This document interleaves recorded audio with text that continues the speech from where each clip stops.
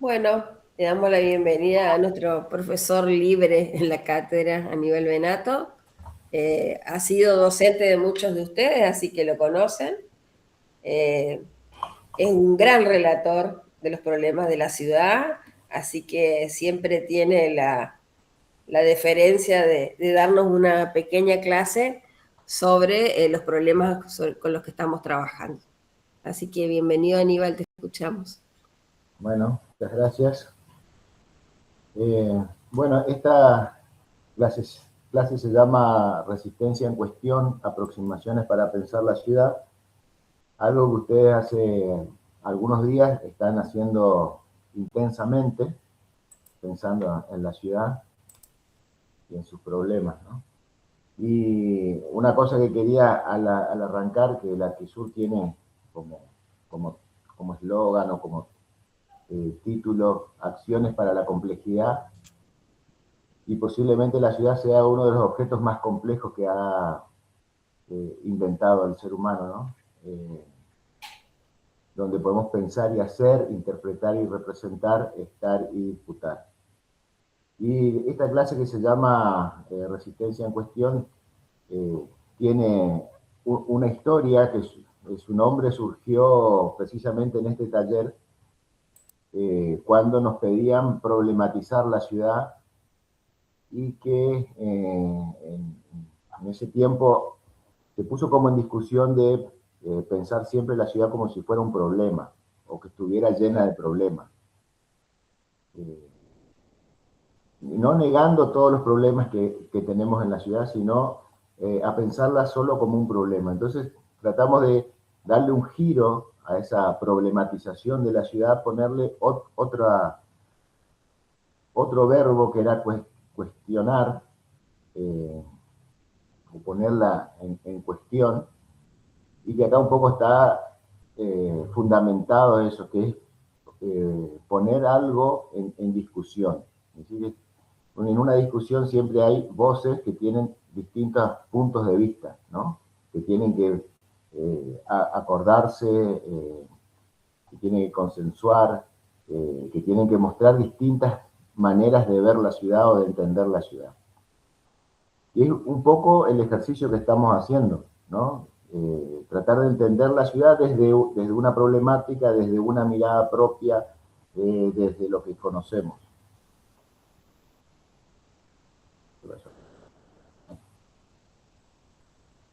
Eh, entonces, vamos a tener estas tres secciones, digamos, de la clase. Como es a lo mejor un poquito larga, y si alguien se está aburriendo, por favor me interrumpe, o si alguien tiene alguna pregunta, me interrumpe. Eh, Así como dijo Ceci al principio, esto de tener un montón de nombres en la pantalla y no poder ver las caras, no ver si se están aburriendo, si les está interesando, si tienen alguna inquietud, así que les pido que me interrumpan, no hay ningún problema con eso, ¿no? Bueno, en esta introducción, la idea es hacer una primera pregunta, ¿no? ¿Qué forma nuestra mente la imagen de resistencia? En este caso, vamos a pensar resistencia, ¿no? Pero podemos poner el nombre de cualquier ciudad. Cuando nombramos esa ciudad, seguramente acuden a nuestra mente ideas que tenemos sobre esa ciudad. Las conozcamos mucho o poco, eh, van a acudir a nuestra mente diferentes imágenes o diferentes conceptos que nos definen algo de esa ciudad. Y en principio podemos decir que Resistencia o cualquier ciudad no es como debería ser. Esto que decíamos al principio, podemos encontrar en la ciudad un montón de defectos, cosas que nos gustaría que cambien o que no deberían ser como actualmente las vemos, ¿no? Y tampoco la ciudad es como nos dijeron que iban a ser, quienes la planificaron, quienes la proyectaron, quién la construyó. Posiblemente quedaron cosas en el camino, cosas que no se resolvieron, cosas que fueron de una manera distinta. Tampoco la ciudad es como fue, digamos, ¿no? Ahí estamos viendo justamente una imagen de Resistencia, una imagen aérea de la década del 60, donde vemos dos edificios en altura, el resto son viviendas de 1 o 2 niveles.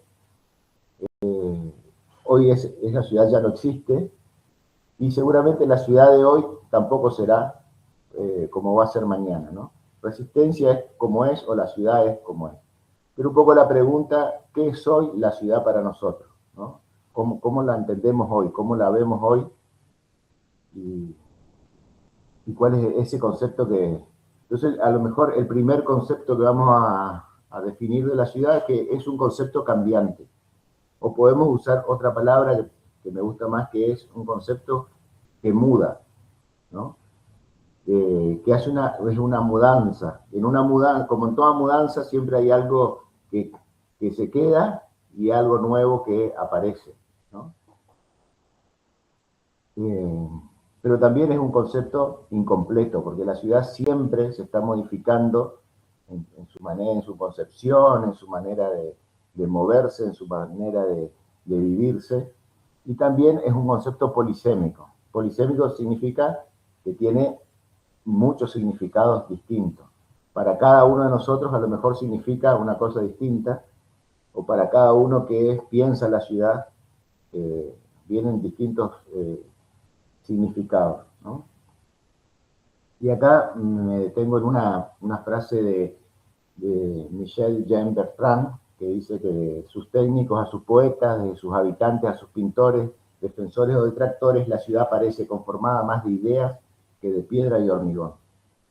Y un poco, sobre todo en esto que estamos haciendo, es trabajar las ideas que tenemos de la ciudad.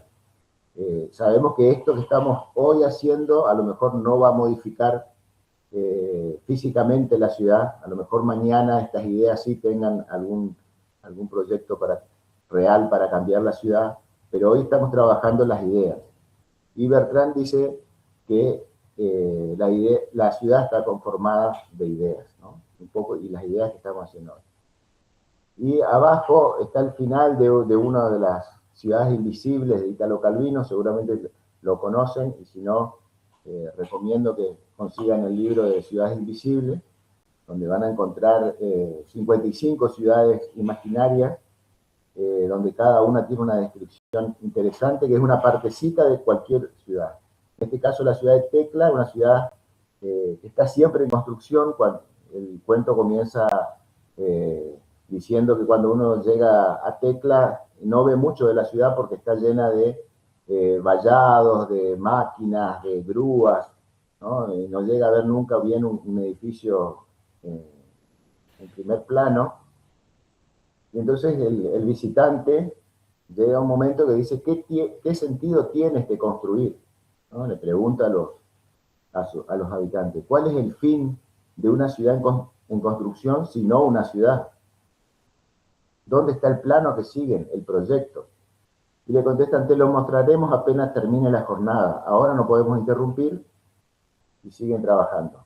El trabajo cesa al atardecer, cae la noche sobre la construcción, es una noche estrellada, y le dicen, este es el proyecto, ¿no? Esas estrellas que está arriba era el proyecto que sí. Un poco pensar una ciudad que sueña ser algo, pero nunca termina de ser eso que sueña ser. Entonces la ciudad es un concepto cambiante, incompleto, polisémico, y acá a la izquierda hay una fotografía de una ciudad incompleta, por lo que podemos ver, y lo que me gustaría que alguien me conteste, de qué ciudad se trata la que aparece en la fotografía.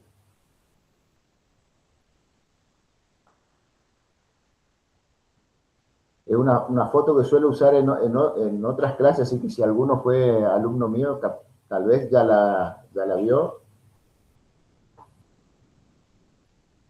o alguien que arriesgue una respuesta. ¿Y no es el obelisco eso, profe? ¿O nada que ver? Ahí hay un obelisco, sí.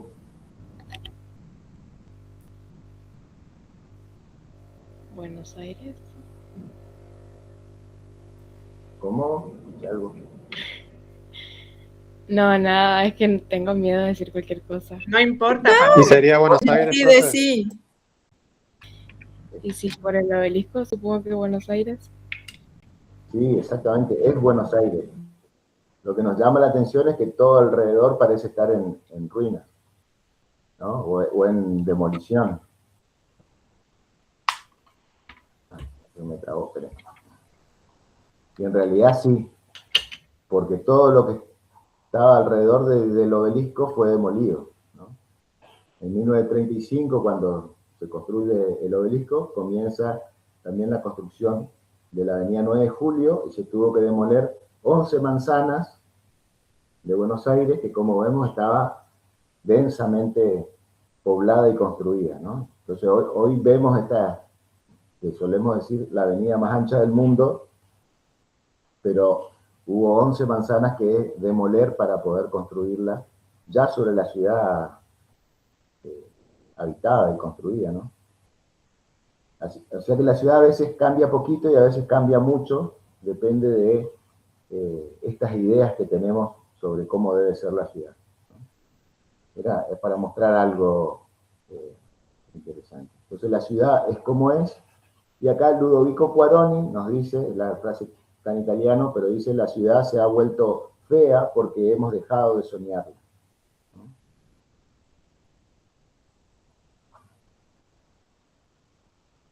Italo Calvino, el mismo que nombramos antes, había dejado una frase que era: cada ciudad recibe su forma del desierto que se opone.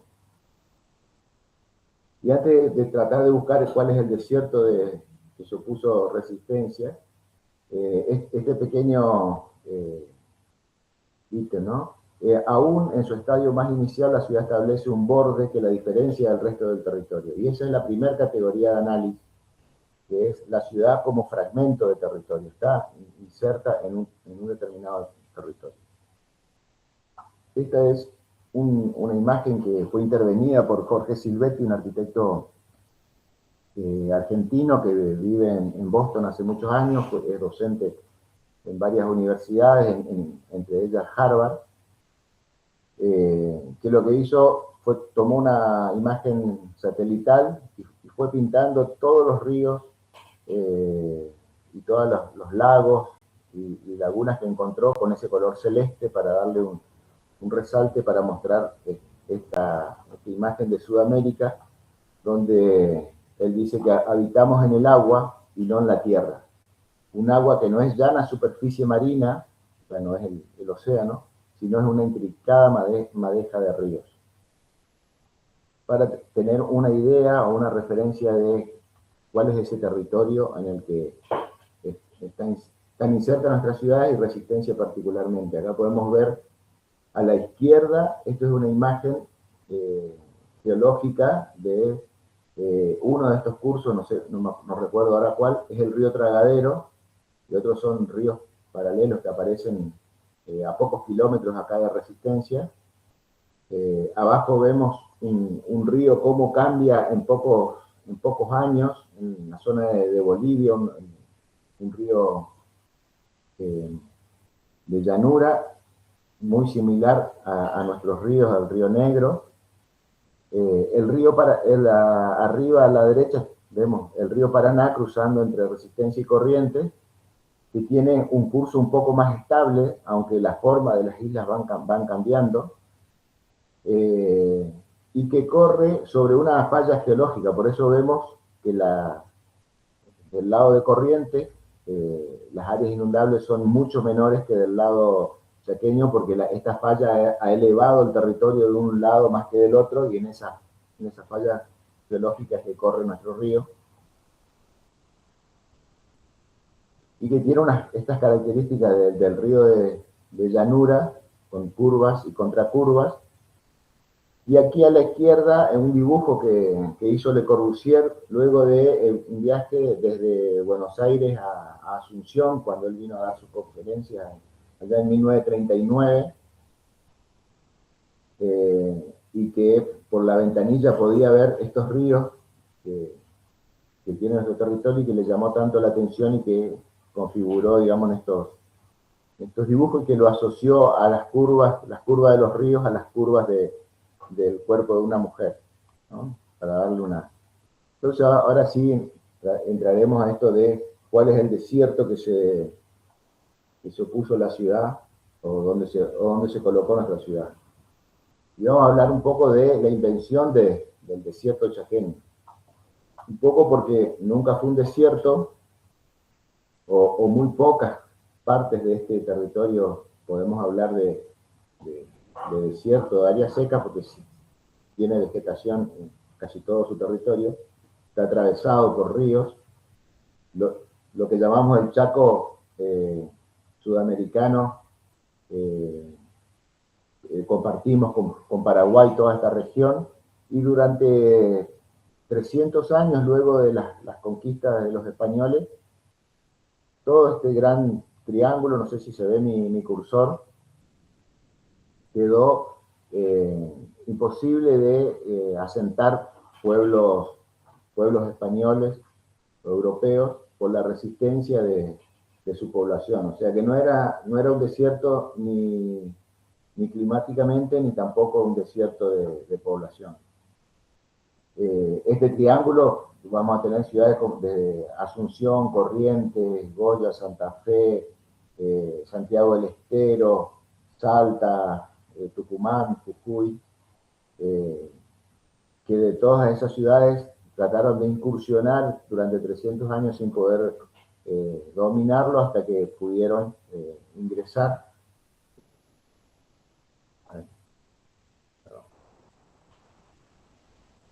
Y se fundaron puertos. Acá estamos viendo el puerto de Barranqueras, como era con sus barrancas, de ahí un poco el nombre que tiene esa ciudad, y la construcción de los ferrocarriles hacia el interior del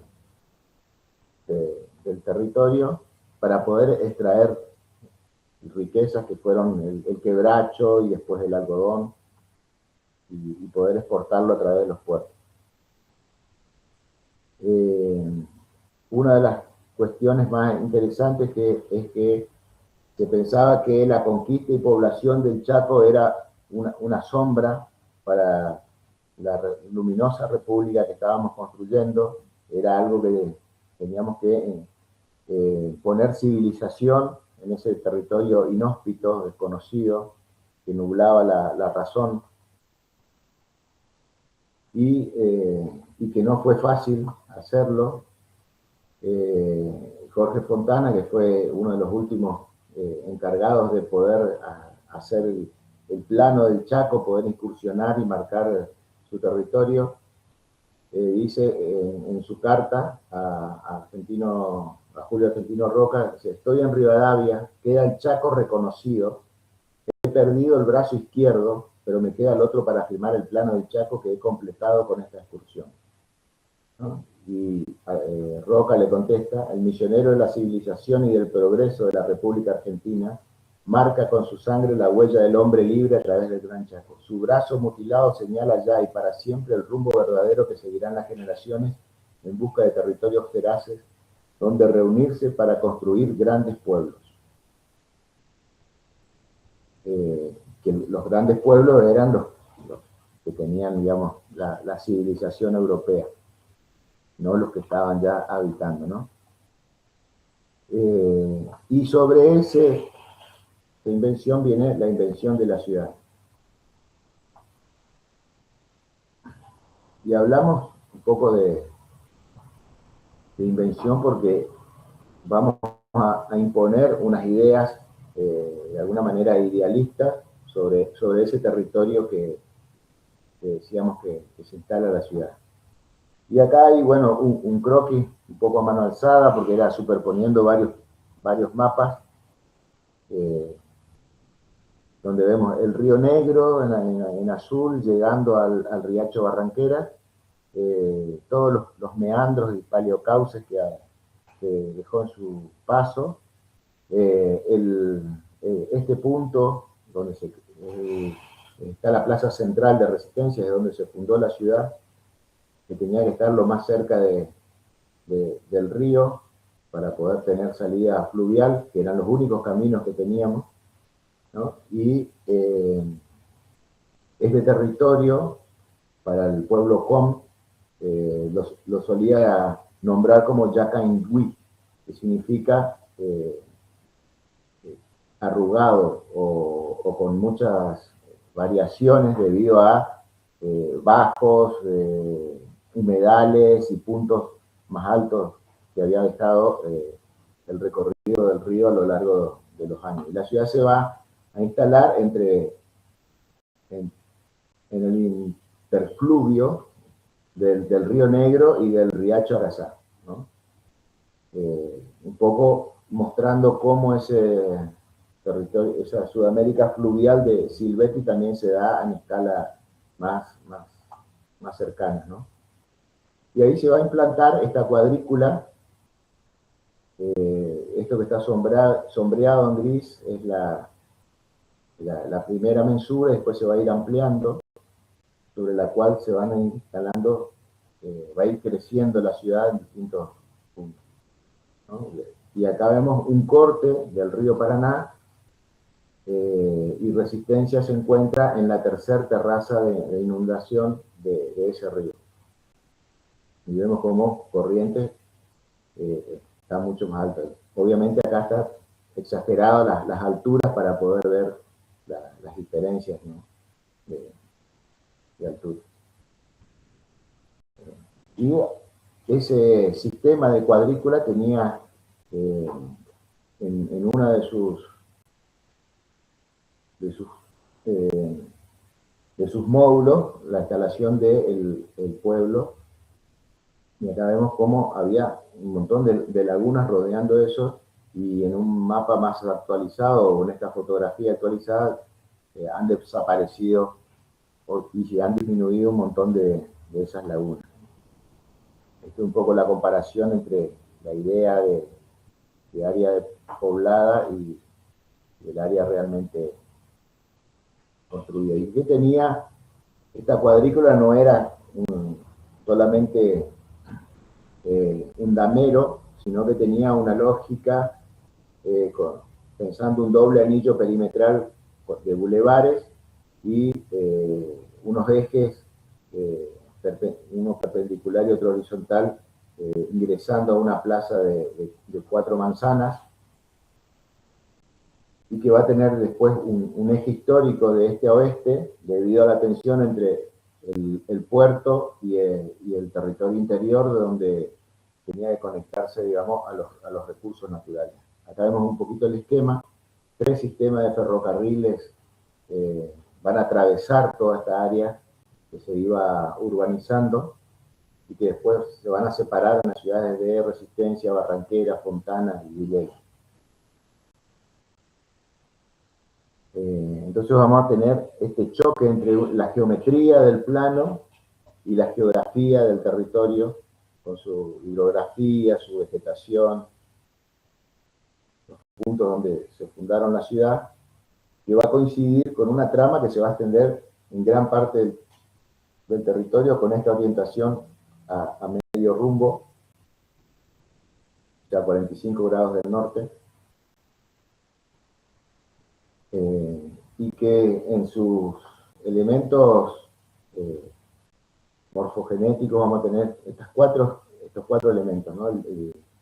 La traza de la ciudad, el amanzanamiento con sus tipos de parcelas, la edificación que se va a comenzar a instalar en esta ciudad, y la imagen urbana que va a ir quedando, y que cada ciudad tiene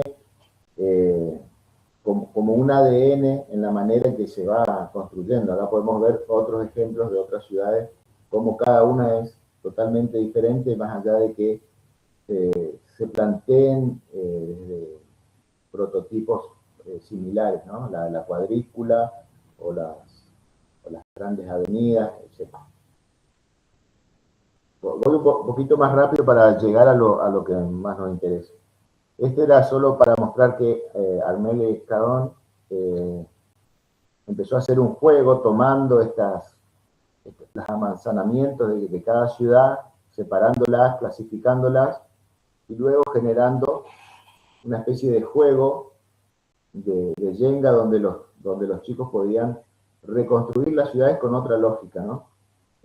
Utilizando las mismas manzanas, las mismas proporciones, para pensar la ciudad con sus mismos elementos. Y acá vemos dos imágenes del área central de Resistencia, ¿no? Cuando generalmente pensamos en una ciudad, esto que decía hoy, que viene a nuestra mente cuando pensamos en Resistencia, son imágenes de sus calles. O sea, el espacio público de la calle es lo que define la ciudad. El fondo de ese espacio va a estar constituido por la línea de edificación o por los edificios que van a estar en sus límites. Pero la ciudad nosotros la entendemos desde las calles, ¿no? Y Jane Jacobs, que pensó mucho en su ciudad, Nueva York, que cuando las calles de una ciudad ofrecen interés, la ciudad entera ofrece interés.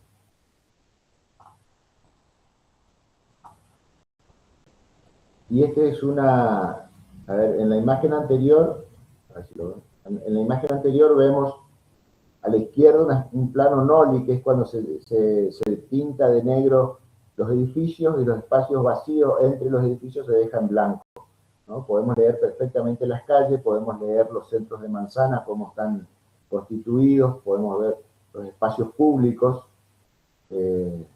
cómo están instalados en la ciudad, etc.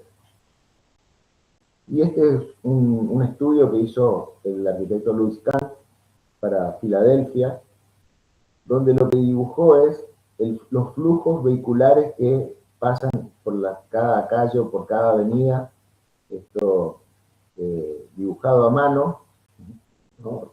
De alguna manera estudiado, y las propuestas estas de estacionamientos en determinados puntos elevados, ¿no? Esta especie de remolinos que aparecen en estos puntos son los estacionamientos que él proponía para aliviar el tránsito dentro de la ciudad de Filadelfia y cómo debían ser los flujos, principalmente los flujos vehiculares. Pero esto lo podemos llevar a todos los elementos que están en la movilidad urbana. Entonces podemos pensar en la calle como una arquitectura. Estos croquis son de un arquitecto italiano, Sergio Los, yo estuve en uno de sus cursos, donde él dibujaba las calles como los espacios. Y él decía que hay que pensar la ciudad como estos espacios pintados que él tiene, como si fuera arquitectura, que uno va recorriendo y va llegando y accediendo a determinados lugares, a determinados servicios, a determinados espacios públicos, y que la calle es un espacio público, ¿no? Y como todo espacio donde habitamos, es un espacio que lo tenemos que pensar como parte del hábitat.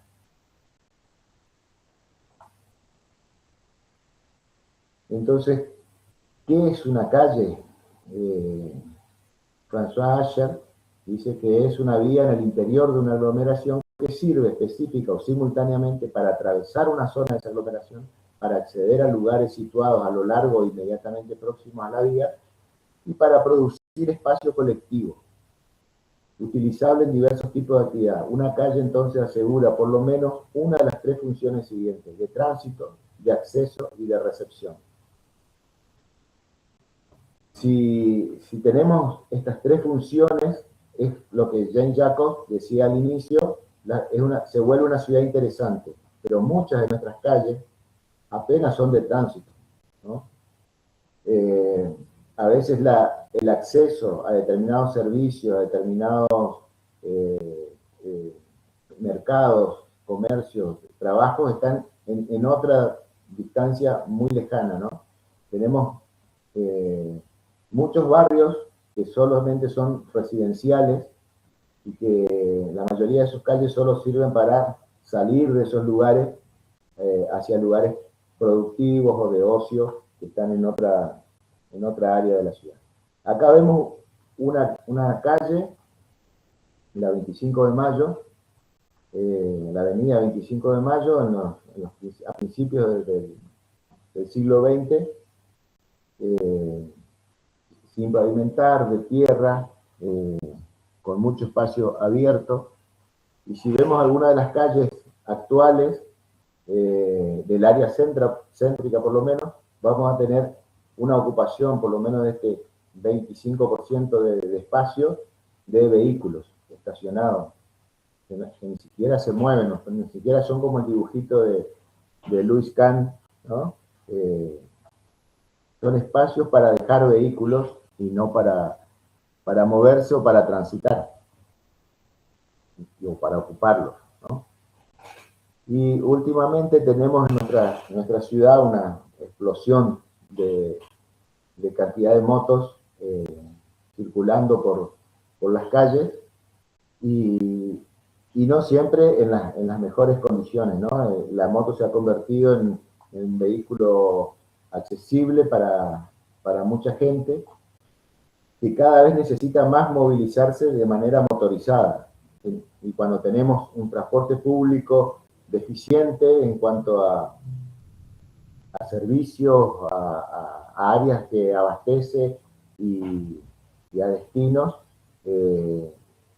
cada vez más tenemos que recurrir a un vehículo privado y el más accesible empieza a ser la moto, que sirve para todo, para llevar a los chicos a la escuela, para llevar elementos de trabajo, para poder moverse en una ciudad que tiene un tránsito cada vez más intenso.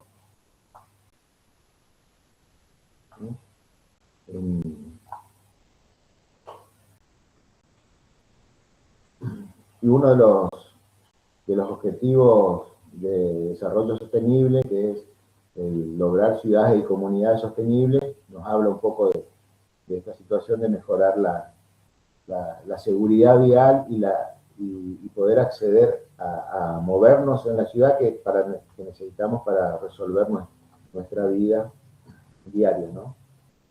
Y acá dejaba un pequeño esquemita de un trabajo que estamos haciendo con Laura Alcalá en su proyecto de investigación sobre espacio público y movilidad, donde podemos ver este cuadrito. En horizontal es la cantidad de personas que mueve un vehículo. Cada color corresponde a un sistema de transporte, motocicleta, automóvil, colectivo. Estaría faltando acá la bicicleta, que no la incluimos todavía. Y la cantidad de metros cuadrados que se ocupa, digamos, en la ciudad a partir de mover un vehículo con más o menos personas. El más eficiente es el transporte público o el colectivo. El segundo es el automóvil, que a medida que más personas se mueven en el vehículo, más eficiente es el uso del espacio. Y el menor, que es la moto, y que cada vez tenemos más vehículos en nuestras calles, es el menos eficiente en cuanto a espacio, pero sin embargo es el que más agilidad nos permite dentro de nuestras calles. Y acá vemos cómo ha crecido por cantidad de personas desde el 2002 al 2025. Actualmente tenemos un auto cada 2,5 o cada 2 personas, estaríamos ya en este año, o una moto cada 2 personas. En la ciudad de Resistencia, sin contar Barranqueras, Vilelas o Fontanas, que también ingresan a la ciudad, ¿no? Son las motos habilitadas. Hay una frase de Ortega y Gasset que dice que la vida es una serie de colisiones con el futuro. No es la suma de lo que hemos sido, sino de lo que anhelamos ser.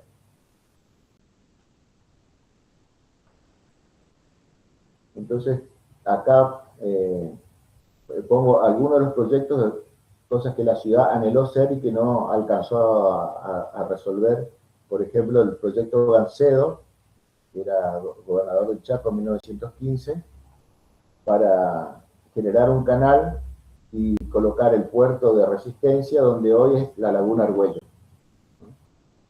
O lo que queda de la Laguna Argüello. En aquel momento era una gran laguna que atravesaba la 9 de julio y seguía hacia atrás. Hoy es apenas un restito de lo que realmente fue, y a la izquierda vemos un plano de la ciudad de La Plata, porque Resistencia comparte con La Plata los mismos principios urbanísticos, siendo que La Plata era una ciudad para 100.000 personas y Resistencia era una colonia para 10.000 personas, ¿no?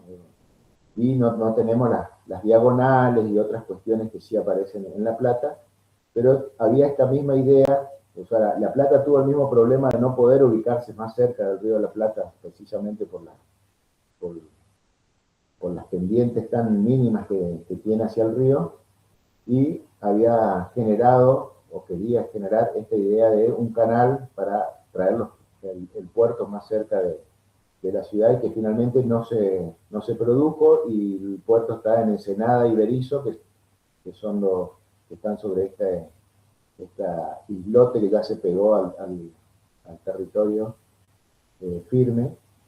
Algo similar a lo que pasa con Barranqueras y Vilelas, que adquirieron su carácter portuario porque Resistencia no podía traer más barcos, y por el río Negro ya era imposible que entren los barcos con motor, ¿no? En 1970 hubo un proyecto de hacer un gran canal a través de la isla Santa Rosa para que los barcos puedan llegar más rápido y cerca al puerto. O del arquitecto Maduzzi, en 1951, de conectar las lagunas.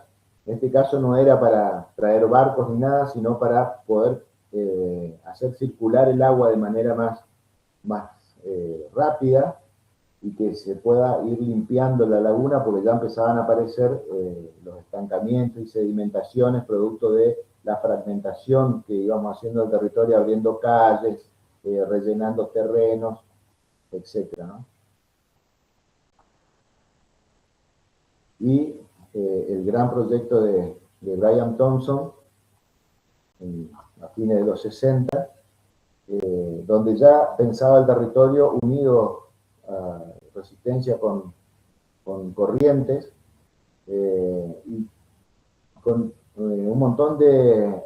implementando un montón de cuestiones que hoy hablamos de sostenibilidad, ¿no? Áreas de reserva alrededor del río Negro, sobre las costas del río Paraná, sobre el río Tragadero, al noreste de Corrientes, con las lagunas que aparecen hacia Laguna Brava y todos los demás ciudades que aquí están salpicadas de lagunas, áreas protegidas ambientalmente, y todo esto antes de la conferencia de Roma del 72, que hablaba de cómo crecían las ciudades, o de Estocolmo 72, que apareció por primera vez una preocupación seria sobre aspectos de la sostenibilidad ambiental del territorio, o Vancouver 76, o el informe Brundtland del 87. O sea, es un proyecto que se adelanta en su tiempo a cómo pensar el territorio, y que prácticamente nada de esto se hizo, ¿no? Pero sí hubo muchas ideas que siguieron trabajando sobre el área portuaria, sobre la construcción de las defensas a partir de las inundaciones que tuvo la ciudad, de incorporar la isla Santa Rosa como territorio urbano en los años 90, y lo que más o menos tenemos hoy, que es este sistema de polder o de dique alrededor de la ciudad, que nos defiende de las inundaciones externas del Paraná, pero que nos complica con el tema de las inundaciones por lluvia. Aquí están marcados todas las áreas que se inundan por lluvia y por inundaciones, que se podrían inundar por lluvia e inundaciones, y que de alguna manera definen la situación actual de nuestra ciudad con respecto al agua. Y hablando de esto de hasta dónde pueden crecer las ciudades, que se preguntaba en la conferencia de Roma, yo acá les voy a hacer una pregunta, ¿no? Si las ciudades crecen exponencialmente, ¿no? Y acá hago un ejemplo con un plato de Petri o con bacterias, que se duplica la cantidad de bacterias cada 5 minutos. ¿no? Y el plato tarda 24 horas en completarse. ¿Qué hora es cuando está al 50% de llenarse? Que alguno puede hacer el cálculo. O arriesgar una respuesta, aunque no sea...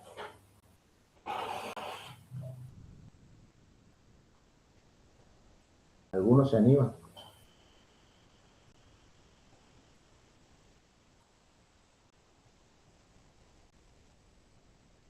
Uno que tire una hora posible.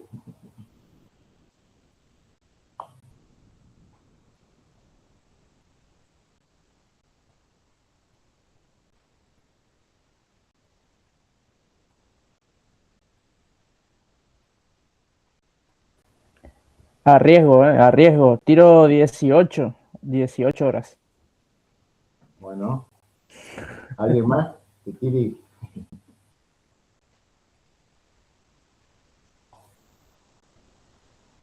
¿12? Bueno, a ver. 12. Bueno, tenemos 12 y 18. Hay uno que se va a acercar un poquito más, pero 16. 16.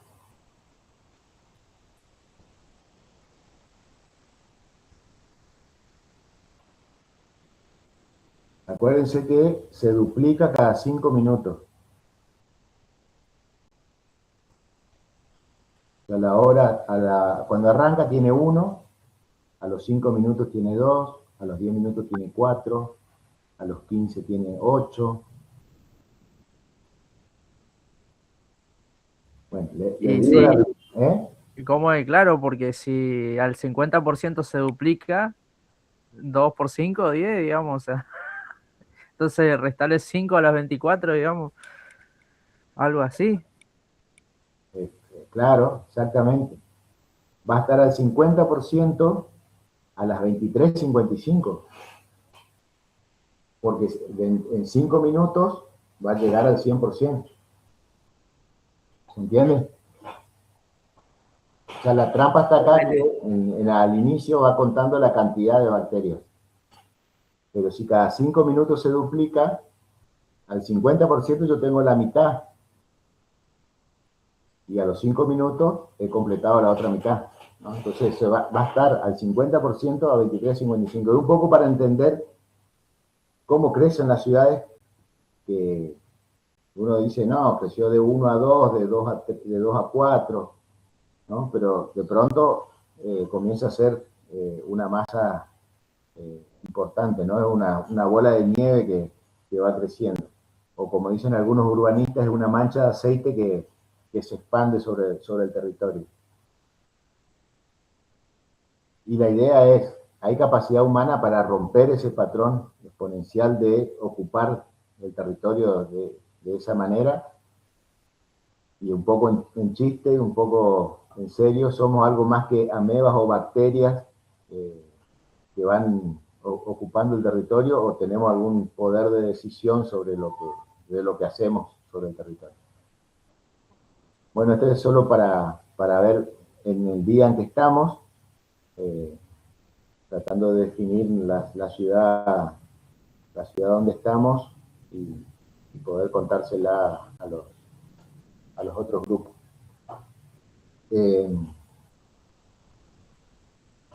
Y François Chuay decía que siguen existiendo múltiples tareas para los arquitectos ante los problemas aún no resueltos, ¿no? Y uno de los puntos era la carencia de datos que permitan explicar el contenido cualitativo del núcleo urbano, su verdadera dimensión.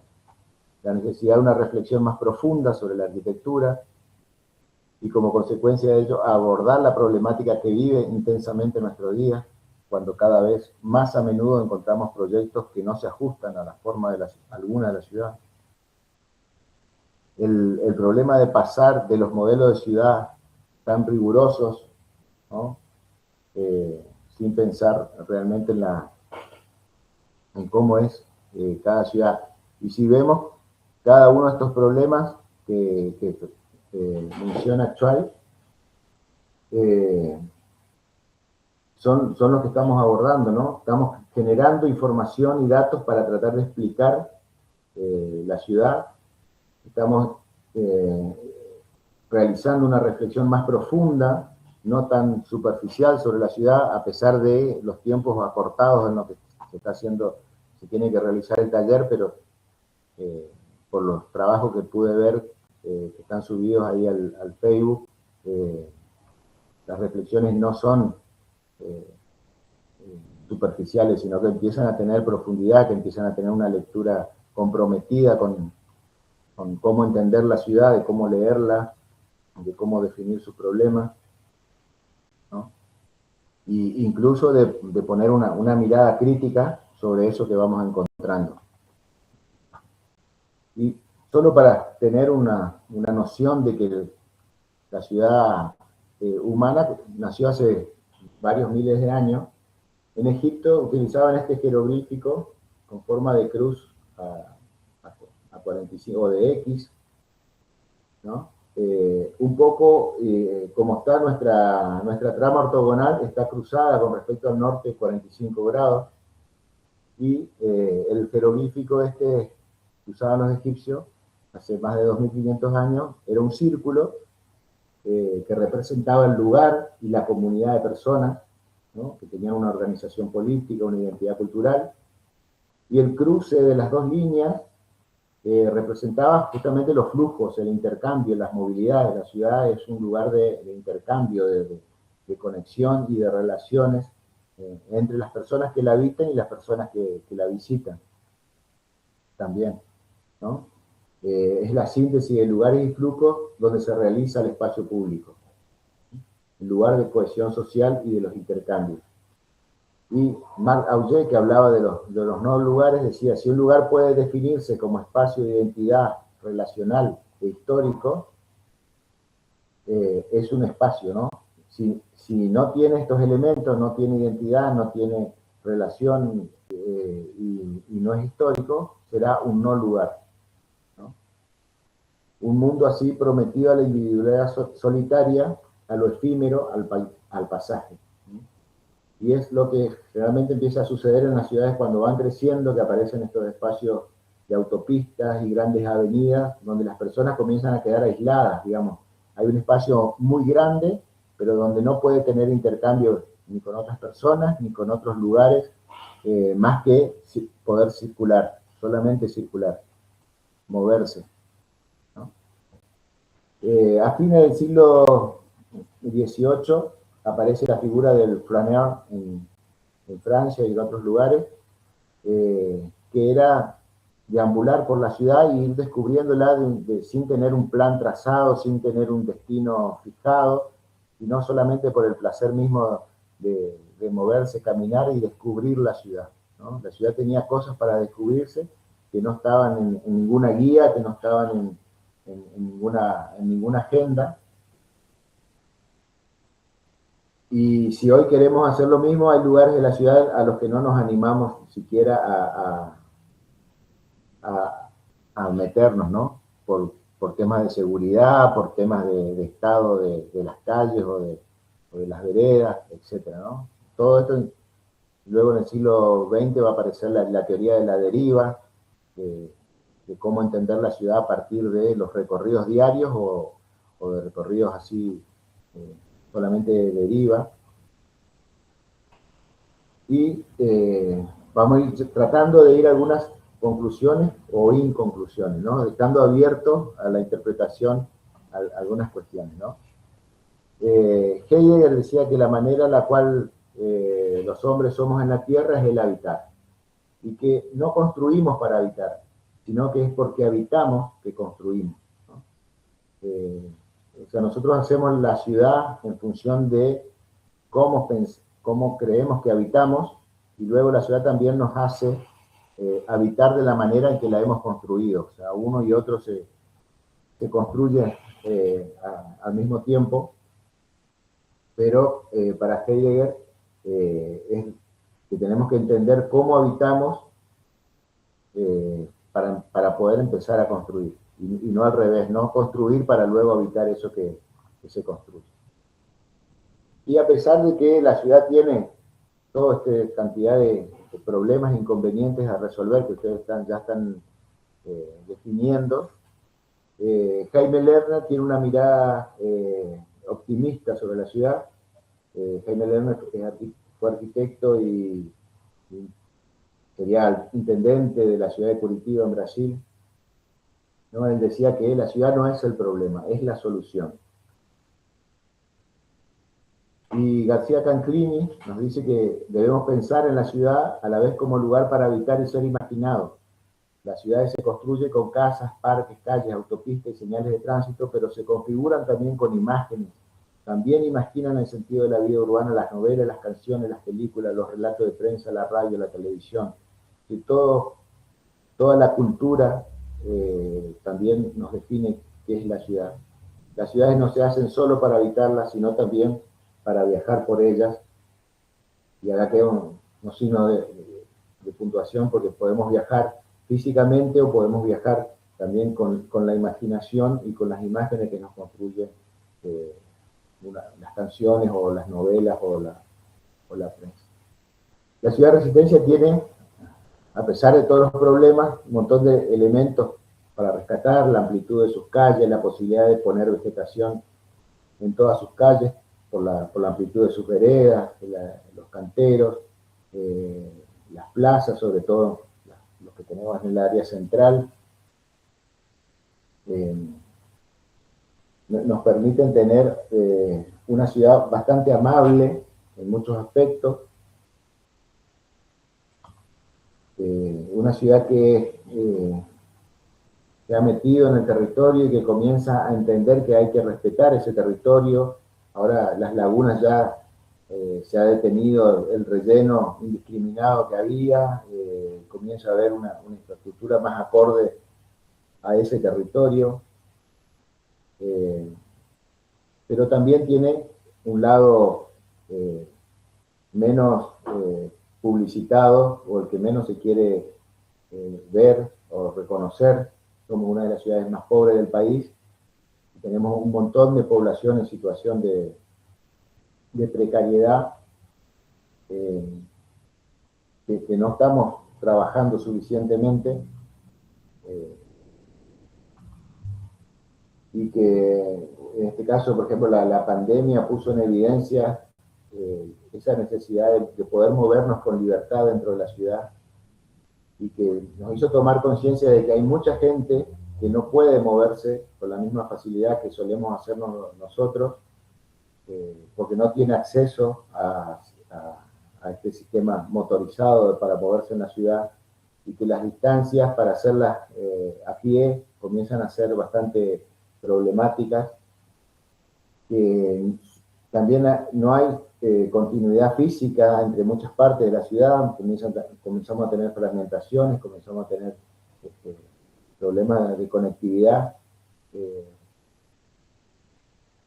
que están quedando a la deriva. Vi que algunos trabajaron barreras urbanas como el canal de la soberanía, etc.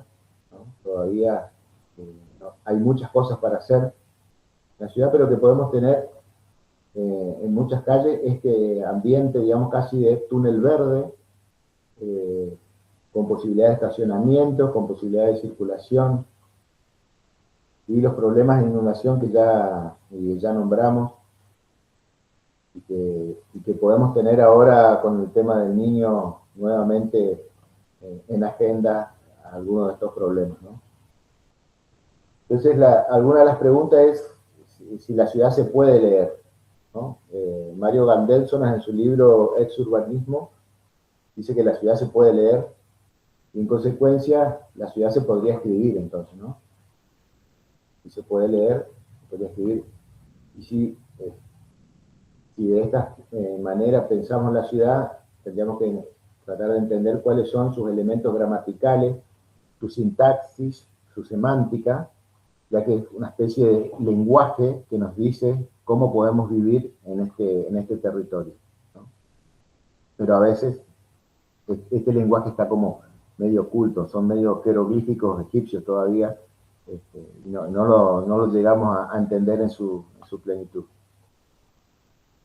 y una especie así como de finales de la ciudad. Entonces no es un montón de edificios con gente, sino que es un montón de calles rodeadas de edificios donde vive esa gente, ¿no? Y para ir cerrando, una frase de Walter Benjamin que dice: importa poco no saber orientarse en la ciudad. Perderse, en cambio, en una ciudad como quien se pierde en el bosque requiere aprendizaje. Y tal vez es el aprendizaje que nos falta, ¿no? Bueno, y ahí terminamos.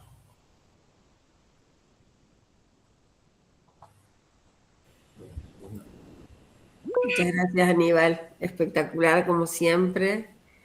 Bueno, no sé si quieren aprovechar y hacerle algunas preguntas a Aníbal.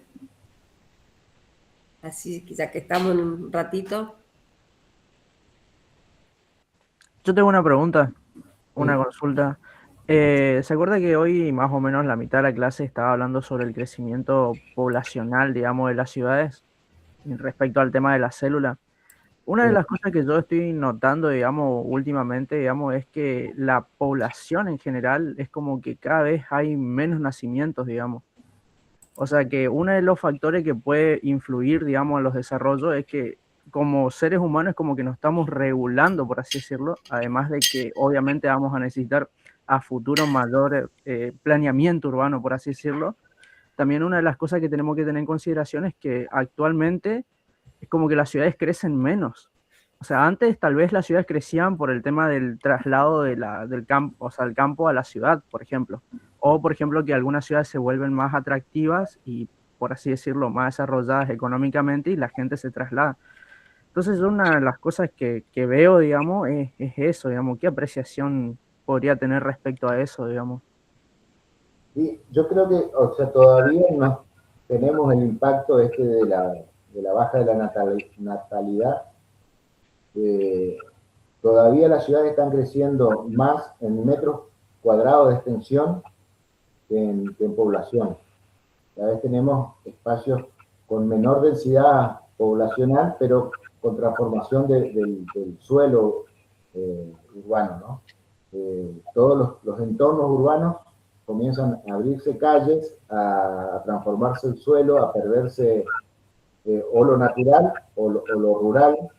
Eh, Estadísticamente, todavía las ciudades siguen creciendo más en superficie que en población, y que ese es a lo mejor el fenómeno que tenemos que tratar de regular, cómo hacer que la ciudad sea un poco más compacta y no tengamos tanta extensión en el territorio, porque se hacen carísimos todos los servicios, no solo de transporte, sino tener que extender redes de agua, de electricidad o de cloaca, que para nuestras administraciones que siempre están sin dinero para todas esas infraestructuras, eh, se vuelve algo muy caro, y para una cantidad de población menor, digamos, ¿no? O sea, es algo que no tiene una lógica práctica. Y que a lo mejor lo que está faltando es elementos en la acción territorial. Yo los proyectos que mostraba son algunos de los que estoy trabajando en la historia urbana, y hay muchos. O sea, nosotros no podemos decir que nos falta planificación, lo que nos falta es poner en acción esa planificación. O sea, tenemos mucha bibliografía de planificación, pero muy poca articulación en el territorio de esas ideas y de esa. Entonces terminamos entiéndonos, porque es mucho más barato el terreno de la periferia que el terreno más urbanizado, y vamos dejando vacíos y vamos dejando, ahora que aparecen los barrios privados, y teniendo en el mapita ese que mostraba la cantidad de barrios irregulares que son personas que no tienen dónde construir su vivienda y buscan estos intersticios, estos vacíos que van quedando, o al borde de la laguna o a veces en lotes privados, como invadiendo esos lugares, pero tampoco hay otra solución que puedan tocar. Y me está faltando esa política de meternos ahí en el problema y intentar entender cómo podemos darle algo más lógico a nuestro crecimiento urbano. Lo que yo nombraba de la mancha de aceite tiene que ver más con extender territorio urbano más que población. O sea, tener baja población, pero mucha extensión en el territorio. Entonces, ese territorio comienza a ser muy caro para tener las infraestructuras que necesitamos, comienza a ser muy injusto para las personas que tienen que moverse en la ciudad, porque de pronto nos movemos en una extensión de una ciudad de 500.000 habitantes, pero Resistencia tiene 300.000, ¿no?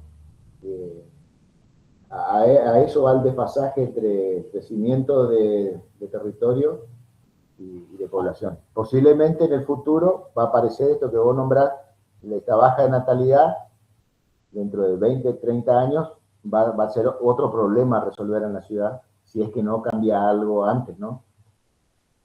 Si es que nuestras esperanzas están en ustedes, que son los estudiantes que van a estar al frente de la ciudad en poco tiempo.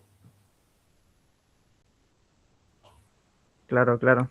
Sí, sí, anoté unas cuantas cosas acá que no tenía en cuenta, digamos, como el tema de digamos, de cómo llevar todo esto, la bibliografía, digamos, a la acción, digamos, eso es lo que nos está limitando bastante, lo estoy viendo, digamos. Pero sí, sí, entiendo, digamos, es como que si no se regula, digamos, es como vamos a terminar como las ciudades, por ejemplo, estadounidenses, como Dallas, por ejemplo, que son kilómetros y kilómetros y kilómetros y kilómetros de superficie que es todo construido y simplemente para facilitar vivienda al mercado, porque ni siquiera la mayoría de esas viviendas están habitadas, por así decirlo, son ciudades de dormitorio, por así decirlo. Así que sí. Por ahí también, en relación a la densificación, que por ahí puede aparecer como una contraparte, digamos, en vez de extenderse, densificar.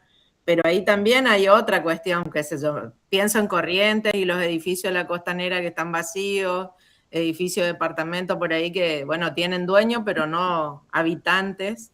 Entonces también ese es otro fenómeno que aparece en muchas ciudades latinoamericanas, digamos. El hecho de ese boom inmobiliario que genera y genera y genera y satura todo el suelo urbano, lo densifica, pero tampoco aumenta la población. Entonces, y queda eso otro que hay muchos grupos que lo estuvieron analizando, que es gente que realmente necesita vivienda, que no tiene acceso a tierra o a vivienda, ¿no? Entonces eso como otro fenómeno también que... Como ejemplo tenemos la ciudad de Buenos Aires, que tiene 3 millones de habitantes hace varios censos, más allá de que en el día a día ingresan otros 3 millones del conurbano, pero la ciudad en sí, de cantidad de habitantes, no crece. Y también tiene esta sobreoferta a veces de departamentos o de espacios para vivir que no se ocupan.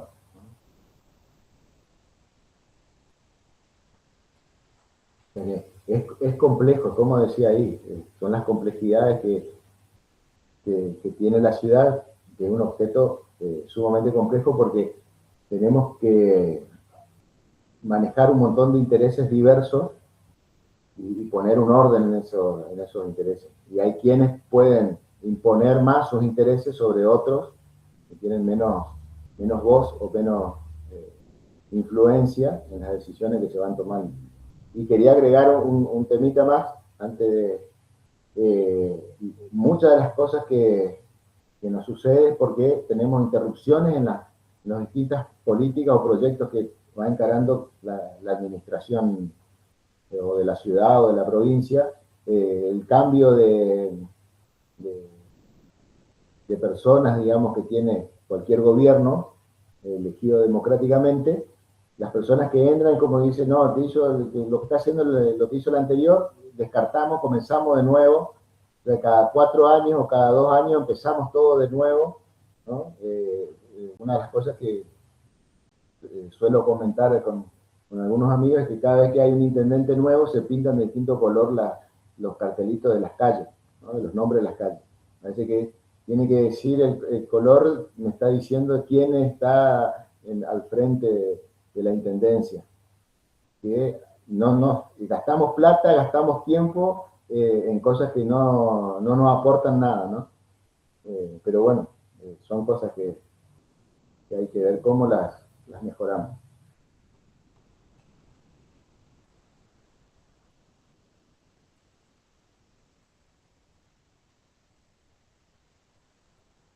Bárbaro, muchas cosas para pensar. Bueno, Aníbal, Bueno, mil gracias. Aníbal, una pregunta, por las dudas, ¿no grabaste tu clase?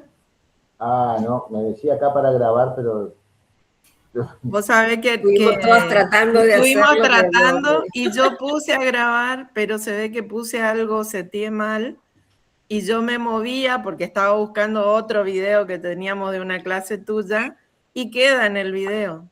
O sea, no sirvió lo que grabé, pero No, grabé mira, a partir. Virginia dice que alguna de las chicas está grabando. Ay, qué bueno, qué buen Buenísimo. dato. Buenísimo. No nos habíamos de hacerlo antes, pero bueno, si nos pueden pasar después el video. Sí, está más linda que la del año pasado. Por supuesto, siempre mejora. nos vamos actualizando cada año. Sí, no, está más linda. Buenísimo, Aníbal. Yo necesito saber el nombre. Jacqueline está registrada con Jacqueline MG y quiero saber quién es Jacqueline, el apellido Jacqueline, porque tengo dos Jacquelines. Ay, perdón, no me di cuenta que estaba el No. MG2. Es No García, importa. mi apellido. García, bien, gracias. Bueno, vamos pasando